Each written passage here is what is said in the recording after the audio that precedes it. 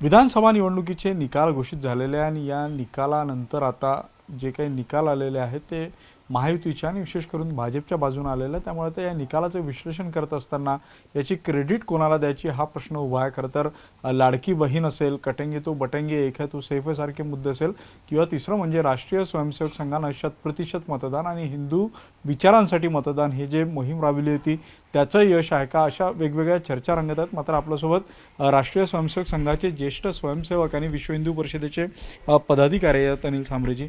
मला सांगा, आता हा जो काही निकाल आलेला आहे या निकालानंतर जे काही प्रामुख्याने 3 मुद्दे समोर येत आहेत, एक लाडकी बहीण असेल, कटेंगे तो बटेंगे किंवा संघ स्वयंसेवकांनी केलेलं आव्हान असेल, यापैकी कोणाचं श्रेय आहे असं तुम्हाला वाटतं? नमस्कार।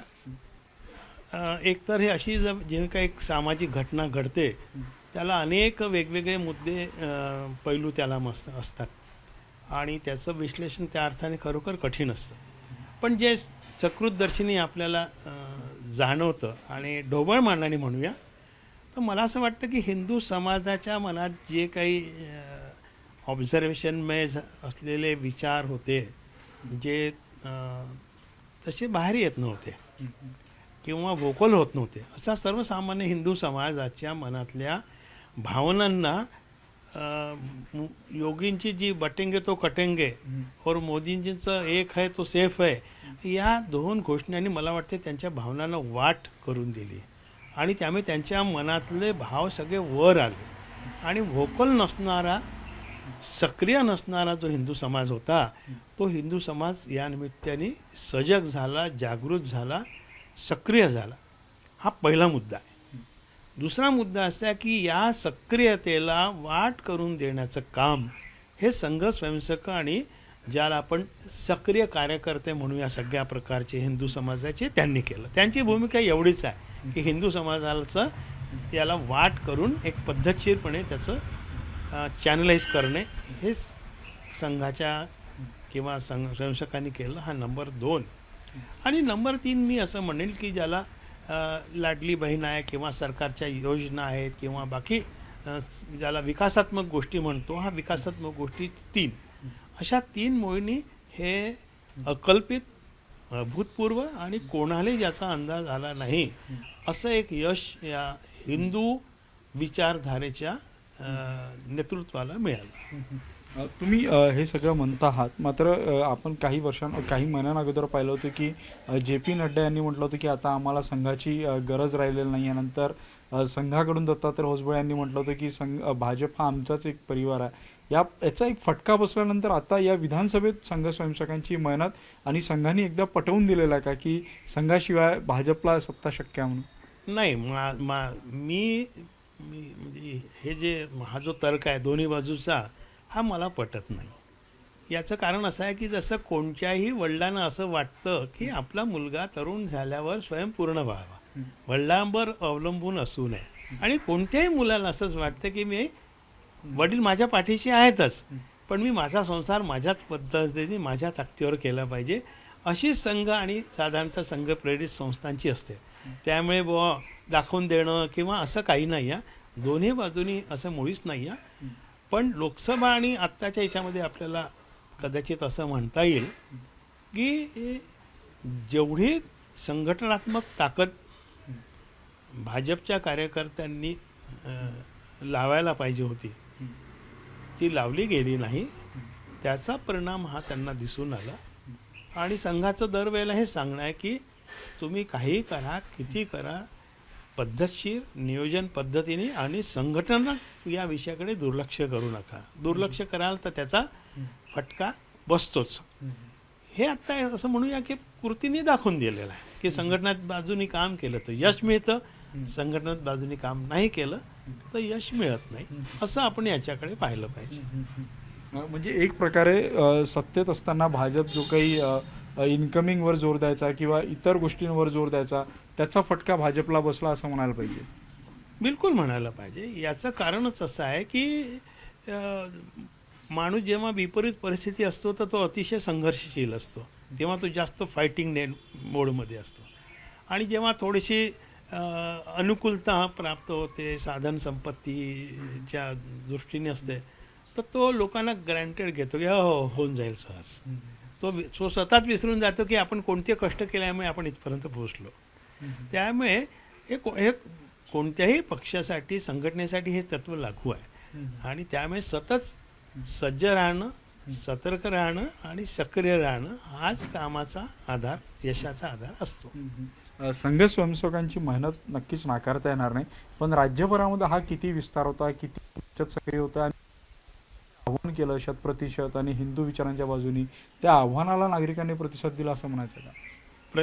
प्रचंड प्रतिसाद दिला. म्हणजे मला असं वाटतं की आता जो काही कोणी ॲक्टिव्ह होऊ शकतो, त्याची जी काही क्षमता असेल त्या क्षमतेने तो ॲक्टिव्ह झाला. म्हणजे सगळेजण काही युद्धावर जात नाही, पण तो ज्या पद्धतीने त्याच्यात सहभाग देऊ शकतो त्या सगळ्या पद्धतीने, पुरुष असेल, महिला असेल, धार्मिक क्षेत्रातली मंडळी असेल, पुरोहित असेल, मंदिरांचे जे साधारणतः अशा याच्यातून दूर राहणारी मंडळी असतील, असे सगळेजण हे सक्रिय झाले. कारण त्यांच्या लक्षात आलं की आमचं अस्तित्व, आमची सुरक्षा हे हिंदू विचारांना प्राधान्य देणाऱ्या सरकारवर अवलंबून आहे. असं नेतृत्व हीच त्याची गॅरंटी आहे. आणि म्हणून राजकारण जरी आमचा विषय नसला तर हिंदू हिताचे लोक सत्तेवर आले पाहिजे हे पाहणं हे आमची प्राथमिक जबाबदारी आहे. याचं भान, मी तर असं म्हणेल की ही निवडणूक हे भान जागवणारी ठरली. हे या निवडणुकीचं वैशिष्ट्य आहे. आता निकाल लागलेला आहे, तिन्ही पक्षांनी चांगलं काम केलेलं महायुतीमधला, मात्र मुख्यमंत्री कोण मास्तर मला सांगा, या सगळ्या अभियानात तुम्ही जे 100% मतदान आणि संघ हिंदू विचारांच्या उमेदवाराला मत देण्याचे आवाहन केलं होतं, त्यात नेमके किती स्वयंसेवक किंवा कार्यकर्ते तुमचे फील्डवर उतरले होते आणि त्यालाच नागरिकांनी प्रतिसाद दिला असं म्हणायचं का? नेमका आकडा सांगणं तर कोणालाच शक्य नाही आहे, पण मी असं म्हणेल की सर्वच प्रकारचे कार्यकर्ते याच्यामध्ये सहभागी झाले होते. संघाच्या प्रेरणेने स्वयंसेवक ज्या संस्थात काम करतात, ही जी पहिली फळी होती ही तर काम करतच होती, पण सामाजिक कार्यकर्त्यांची ज्या दुसऱ्या तिसऱ्या फळ्या असतात आणि सामान्य हिंदू स्वयंसेवक, हिंदू नागरिक, त्याला असं वाटलं की नाही, आपल्याला हे निवडणूकमध्ये सक्रिय होण्याची गरज आहे. मग त्यात 100% मतदानाचा पण विषय आहे. उमेदवार कोणता आहे याचा विचार न करता हिंदू समाजाला न्याय देऊ शकणारा, त्यांच्या सुरक्षितेची चिंता करणारा आणि हिंदू मूल्यांना मानणारा नेतृत्व सरकारमध्ये आलं पाहिजे. या भावनेने बाकी सगळे मुद्दे बाजूला ठेवून लोक सक्रिय झाले. आणि मला असं वाटतं की लोकांचं हे भान जागवणारी ही निवडणूक होती. हे या निवडणुकीचं वैशिष्ट्य आहे. याच्यापूर्वीच्या निवडणुकी लोक पाहायचे की सरकारचं काम आहे, पक्षाचं काम आहे, अमुक तमुक उत्साही लोकांचं काम आहे. पण जो निष्क्रिय राहणारा हिंदू समाज होता, तो या निमित्ताने ज्याला राजकीयदृष्ट्या सक्रिय झाला, त्याचं भान जागलं, हे याचं वैशिष्ट्य आणि लाभ आहे असं मी समजतो. पण आता या सगळ्या निकालानंतर मुख्यमंत्री कोण, म्हणजे भाजपचा मुख्यमंत्री की एकनाथ शिंदे मुख्यमंत्री, ही चर्चा रंगायला लागलेली आहे. एक स्वयंसेवक म्हणून किंवा संघ विचारात आता काय नेमकी चर्चा आहे? संघाला काय वाटतं, काय याच्यात व्हायला पाहिजे? नाही, संघाला काय वाटतं किंवा संशोधकांना काय वाटतं याच्यापेक्षा मी असे म्हणेल की एक सर्वसामान्य जो नागरिक आहे, हिंदू समाज आहे, तो कसा विचार करतो. मी 2-4 लोक माझ्याशी सहज बोलले, तर जे ढळढळीत दिसतं की एवढी मोठी संख्या असलेल्या माणसालाच मुख्यमंत्री करायला पाहिजे, त्याच्याबद्दल एवढा सस्पेन्स राहण्याची, 3-4 दिवस घ्यायची पण वाट पाहू नये, ही एक लोकांची भावना आहे. आणि दुसऱ्या लोकांना असं वाटतं की जर एकनाथ शिंदेनी यावेळेला आपण म्हटलं असतं की नाही, यावेळेला देवेंद्रजी तुम्ही मुख्यमंत्री झाले पाहिजे, तर एकनाथजी शिंदे यांचं जो कद आहे, यांचे जे उंची आहे, ती लोकांच्या मनामध्ये अजून वाढली असती. ही भाग आहे. आणि स्वाभाविकपणे की साधारणतः त्यांनी जर मागच्या वेळेला त्याग करून तुम्हाला मुख्यमंत्रीपद दिलं, तुमचा अधिकार नसताना, तर आता ते यांचा अधिकार असताना तुम्ही मुख्यमंत्रीपद द्यायला पाहिजे.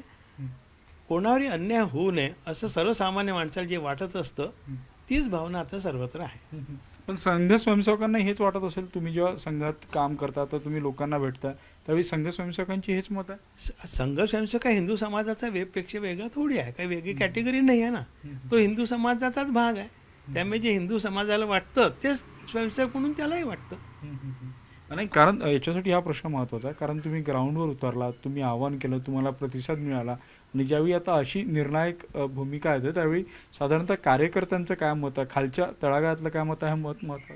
एक तर आपली कार्यकर्त्याची भूमिका असते की आपण आपल्या निवडणुकीतलं काम केलं, आपण आता आपल्या नेहमीच्या कामाला लागलं पाहिजे आणि सगळे लागले पण आहे कामातलं. ही कशी असते राजकीय चर्चा, ज्याला काही काम नाही करायचं ते याच्यामध्ये उत्साहाने वेळ देत असतात. तर संघाचा स्वयंसेवक म्हणून भूमिका अशी असते की बाबा चला आपण त्यावेळेला, म्हणजे मी तुम्हाला सांगतो, मतदान झालं आणि दुसऱ्या दिवशीपासून आम्ही पुढचं नियोजन आणि काम करायला सुरुवात केली. तर संघ स्वयंसेवकाचा विचार करणारा असतो, तर नंतरच्या त्या काव्यामध्ये आणि ज्याला म्हणतो बौद्धिक चर्चेमध्ये त्याला तेवढा तसा रस नसतो. हे जरी खरं असलं तरी आता येणारं वर्ष हे संघाचं शताब्दी वर्ष आहे. नागपुरात संघाचं मुख्यालय आहे, त्यावेळी ज्या मुख्यालयामध्ये हे शताब्दी वर्ष साजरं होईल, ज्या शहरात होईल, त्या शहरातला मुख्यमंत्री असू नये का? म्हणजे या बाबतीत कसं पहा? नाही, बिलकुल तुम्ही म्हणता तसं आहे. लोकांची स्वाभाविक इच्छा आहे आणि ज्याला असं वाटतं की जे न्यायी आहे, जे म्हणजे जसं सूर्य उगवला सांगायची गरज पडत नाही, सूर्य उगवलाच आहे, तसं ज्या पक्षाला बहुमतल्या जे निवडणूक ज्यांनी लढवली आहे, नेतृत्व केलं आहे, स्वाभाविकपणे तोच मुख्यमंत्री झाला पाहिजे अशी लोकांची भावना तर अगदी आहेच. आणि देवेंद्रजी आपण ज्या समजा विधानसभा क्षेत्रात आहे, ते आमच्या विधानसभा क्षेत्रातूनच आले, त्यामुळे स्वाभाविकपणे त्यांनाही तसं वाटतं. नक्कीच मुख्यमंत्री कोण या वादात अडकण्यापेक्षा जर विद्यमान मुख्यमंत्री एकनाथ शिंदे यांनी देवेंद्र फडणवीसांना स्वतःहून जर ऑफर मुख्यमंत्रीपदाची केली असती तर त्यांची उंची वाढली असती, असं मत आता संघ स्वयंसेवक व्यक्त करतात. व्हिडिओ जर्नलिस्ट प्रशांत मोहितेसह उदय तिमांटे, न्यूज 18 लोकमत, नागपूर.